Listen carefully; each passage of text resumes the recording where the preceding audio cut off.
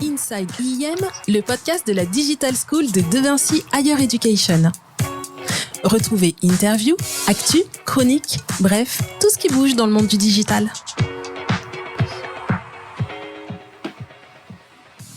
Dans cet épisode, Vincent Marie est aux commandes. Bonjour Vincent. Bonjour Médina, bonjour Christophe. Salut Vincent, salut Médina. On est heureux de vous retrouver dans cet épisode de Inside IEM. Alors je vais vous expliquer pourquoi je suis aux commandes aujourd'hui. Mais voilà, on va parler podcast. J'ai eu l'occasion cette semaine d'être avec des étudiants en 5e année en communication sociale média et influence sur la réalisation d'un podcast.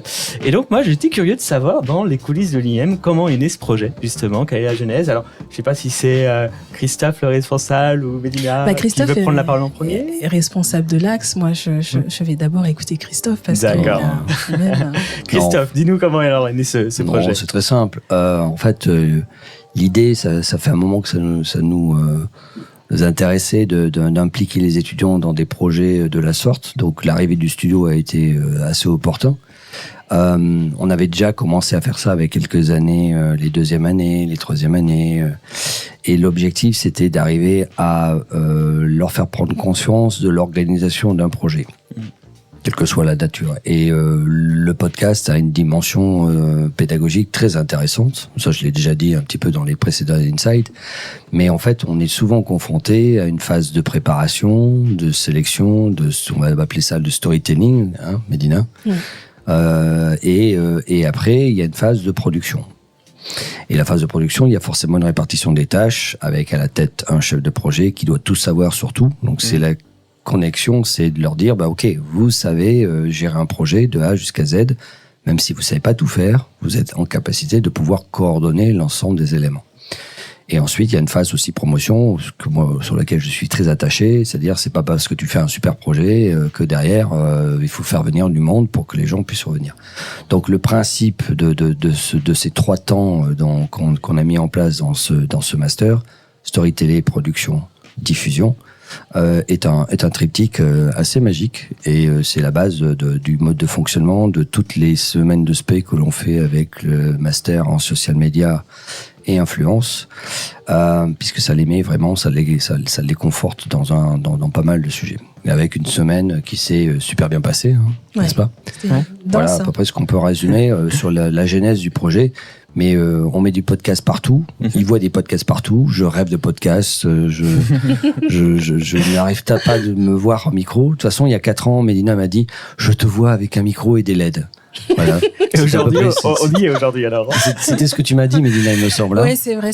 En fait, dans la genèse, déjà merci Christophe, parce que si je suis à l'IEM enseignante ici, c'est parce qu'il a détecté le potentiel que j'avais à apporter mon expertise d'entertainment. J'ai plus de 20 ans dans l'entertainment et j'avais repris mes études dans le groupe de Vinci Higher Education. Et il voyait que à la fois j'étais étudiante. Et puis j'étais à fond sur le contenu, j'ai bien sur vu les tes réseaux. étudiantes parce que le premier cours en fait ça a été mon élève Médina. Oui. Et le premier cours que j'ai fait, c'était la seule qui s'était levée, mis debout en disant « Christophe, on fait un selfie ?» Donc en fait, j'ai tout de suite, je savais pas à qui j'avais affaire, ni ce que je allais faire de cette étudiante qui commençait à vouloir prendre des selfies. J'avais à peine commencé le cours, on se connaissait à peine. Mais c'est vrai. Hein, ouais, non, mais j'ai fait des stories de tous les cours et en fait, je voyais l'émergence depuis Snap des réseaux sociaux. Et pour moi, le contenu marketing, c'était vraiment émergent. Ouais. Et puis il y a Olivier Cracus qui m'a proposé d'intégrer l'école et Christophe. T'as suivi cette vision en fait qui est arrivée où je disais au début j'avais du mal à te me dire elle me voit avec un micro avec des LED partout, non mais ça va pas ou quoi. En fait si tu veux ça s'est fait step by step, c'est-à-dire qu'en fait de fil en aiguille le projet, quand on a commencé à dire tiens ça serait bien qu'on achète un peu de matos, on a commencé à acheter un premier roadcaster. Et on a commencé à faire du live, on a fait les lives sur les JPO. Donc ça a été waouh, c'est incroyable. Et donc ça c'était intéressant. Et après de fil en aiguille, on en est arrivé. On va vous créer un lieu parce que c'est génial de parler dans un micro. C'est génial d'avoir les écouteurs. Tu vois, j'ai même pas mis mes écouteurs, donc je parle comme ça naturellement. Et il y a l'analyse des étudiants, parce qu'il y a ce côté aussi où on a une responsabilité. Moi, ce qui me plaît dans ce projet de podcast, et je te poserai aussi une question, Vincent, puisque tu nous interroges, toi, tu es externe, et tu es intervenu avec Maestria, c'est que nous, on a fait progresser les étudiants de petits contenus à contenus un peu plus élaborés. Désolée pour ma voix cassée, mais c'est le pollen. C'est comme ça, c'est la magie de la voix. Et ça aussi, j'en parle avec les étudiants. L'idée, c'est de vraiment maîtriser l'art de diffuser un message, mais aussi de se structurer en équipe. Il y a la psychologie de groupe. Il faut savoir qu'il y a une vraie psychologie dans le groupe. Il y a l'individu qui doit passer des étapes et apprendre. Et ça a des vertus, en fait, de créer des contenus en équipe avec des personnes qu'on n'imagine pas être chefs de projet, qui deviennent chefs de projet, qui savent coordonner. Donc, dans tout ça, nous, on a vraiment mis en place un certain nombre de leviers qui sont tangibles, qui sont normés dans la pédagogie, et le côté un peu fun et divertissant avec le côté bling-bling, brillant, lumineux qui plaît dans ces créations de podcasts et podcasts vidéo. Ça, c'est ouais, c'est ça. Moi, c'est un peu mon trip de vouloir mettre de la vidéo à peu près partout. C'est à cause de Mélina, parce qu'elle fait des films partout, tout le temps, etc. Non, il y a une dimension pédagogique, mais ce qui est intéressant dans la notion de podcast, c'est qu'en fait, on a eu des étudiants, par exemple, cette semaine, qui n'ont pas l'impression d'avoir travaillé. Oui. Enfin, tu vois, à la fin, ils disent ouais, c'était cool. En fait, ils ont bossé. Ils se sont pas rendus compte de la charge mentale qu'il fallait avoir quand on fait le live. Est-ce qu'on va se planter, pas se planter? Tiens, on a oublié le setup sur OBS et compagnie. Enfin, tu connais bien ça, Vincent. Gros sujet, vaste sujet. On l'a déjà fait avec des deuxièmes années, mais en fait, si tu veux, là, le fait avec les cinquièmes années, on sentait ça une forme de maturité très intéressante. Donc voilà, je pense qu'on a fait aussi même avec les B1. Alors les B1, ils étaient plutôt en mode speaker, découvert speaker.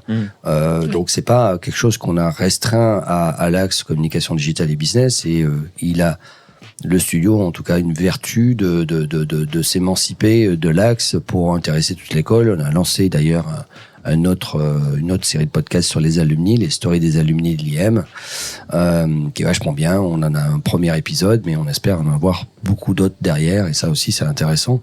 Donc on libère la parole, et finalement c'est ça aussi qui est intéressant, de libérer cette parole. On voit bien que nos étudiants, nos jeunes, ils ont des choses, des sujets. On a vu 4 sujets aujourd'hui, très différents. Les vacances, ok, d'accord, c'est super important. Bon, le côté genre fighting club, analyse de sport, j'ai pas tout compris, mais analyse de sport au MMA, qui a vraiment gagné un match. Mais en fait, c'était un peu, il y avait un peu de menuiserie parce qu'on parlait d'échardes, enfin j'ai même pas, octogone. Et t'avais le côté aussi love, amour, like, etc. Bon, c'est des sujets qui intéressent cette génération, comme toutes les générations d'ailleurs. Et le 4e sujet qui était voyager jeune. Tech, c'est-à-dire le gaming. On est à l'IM, on est l'école du gaming, on est une des meilleures écoles de jeux vidéo. Il est clair qu'à un moment donné, on peut pas ne pas parler de gaming, c'est clair. J'attends les gamers de l'IM d'ailleurs pour venir parler des différents jeux, monter des choses comme ça. Exactement, et justement Vincent, comme toi t'es intervenu alors l'année dernière, en fait c'est sur 2 ans que ça s'est fait, les étudiants on les fait upgrader leurs connaissances, on met pas tout d'un coup parce que sinon ça donne un gros gloubi-glouba comme on dit à l'ancienne, mais toi qui es intervenant, qu'est-ce que tu retiens de cette expérience, notamment de cette semaine? On va dire que moi aussi j'ai connu, du coup, comme tu disais, l'année dernière on avait fait il n'y avait pas encore le studio à l'époque, et donc on l'avait fait de façon plus 4-4. C'est bien de leur montrer aussi que c'est possible de faire de plus en plus de podcasts nomades. Là on a un setup posé, et je pense que ça a justement posé le décor. Ça a permis aux élèves de se rendre compte vraiment des enjeux qu'il y a, et puis il y a le côté live aussi, donc j'ai adoré. Vraiment, et puis moi c'est ma passion, je fais ça tout le temps, de l'OBS, donc du contenu, et donc je retiens que ils ont été très autonomes, satisfaits vraiment du résultat, ils se sont challengés, et le Rex s'est bien passé. Oui, c'est vrai. Oui, super. Catégorique, ils ont apprécié, ils ont appris d'eux-mêmes. Certains se sont même projetés en disant voilà ce que j'améliorerai plus tard. Et puis il y a eu des prises de recul et de l'écoute. Alors il y a aussi cette gestion de la frustration. C'est comme tout artiste ou comme tout technicien qui est perfectionniste. Il faut apprendre à jouer avec ses frustrations et se dire est-ce que je franchis des étapes, est-ce que j'évolue. Donc nous, en tant que pédagogue, on doit encaisser justement cette partie-là, et c'est bien parce que c'est bien fait. On prend le temps t'as eu des explications toi aussi, Christophe, et ça fait partie du jeu justement d'apprendre. Le coach, il est là aussi pour ça en fait. C'est comme du coaching et de l'enseignement. Ouais, il y a les c'est deux. ça. C'est en fait enseigner, c'est coacher, c'est animer, c'est donner du sens à un certain nombre de choses dont parfois certains apprenants ne voient pas la finalité ou n'arrivent pas à comprendre cette finalité, ou parfois ils la comprennent mais quelques années plus tard. C'est aussi ça aussi l'intérêt.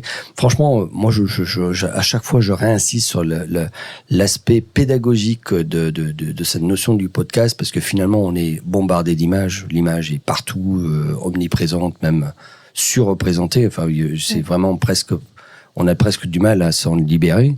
Et c'est vrai que le fait de revenir en niveau sur l'auditif, qui est un cinq sens, qui est peut-être celui qui permet de retrouver l'attention, ça c'est top. Oui. Donc c'est vrai, moi j'ai des projets pas mal en tête sur la création de cours uniquement en audio, parce qu'en fait je pense qu'il y a un vrai sujet là-dessus. Sur la concentration.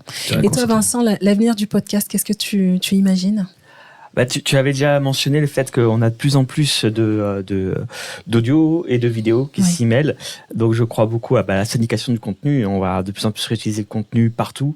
Peut-être qu'on va aller aussi sur des formats un peu plus courts. Voilà, j'aime beaucoup le podcast pour ce qu'il permet de faire.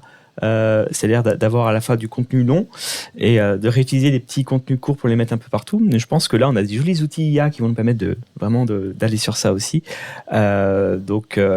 Je suis impatient de voir un petit peu comment ça va évoluer.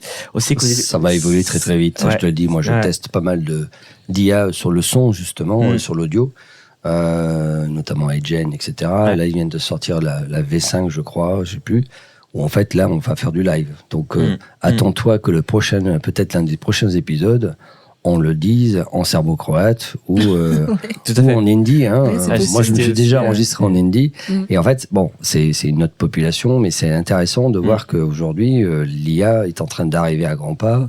J'ai déjà lancé des choses avec des avatars sur cette partie-là, mais je pense qu'il y a un vrai sujet qui va nous intéresser et qui va être très intéressant. Après, c'est bien aussi de revenir sur le matériel, tu vois, sur le matériel et sur la praticité, parce que finalement, c'est déjà pas mal. Oui, c'est intéressant. Moi, je pense, alors, je vais rebondir sur ce que dit Vincent. Je pense au format long. Je pense qu'il y a une vraie place pour le format long de qualité, pour des personnes qui sont dans une démarche personnelle pour s'apaiser ou comprendre un peu plus en profondeur un sujet. Il y a un vrai public pour ça et il n'y a pas une question d'âge. C'est assez surprenant. On a des podcasts qui font partie des top podcasts. Pour moi, c'est Spotify qui me permet d'avoir un modulateur et de comprendre un peu. Effectivement, on a la surprise de voir des moments où on a envie de recréer une intimité, de la chaleur.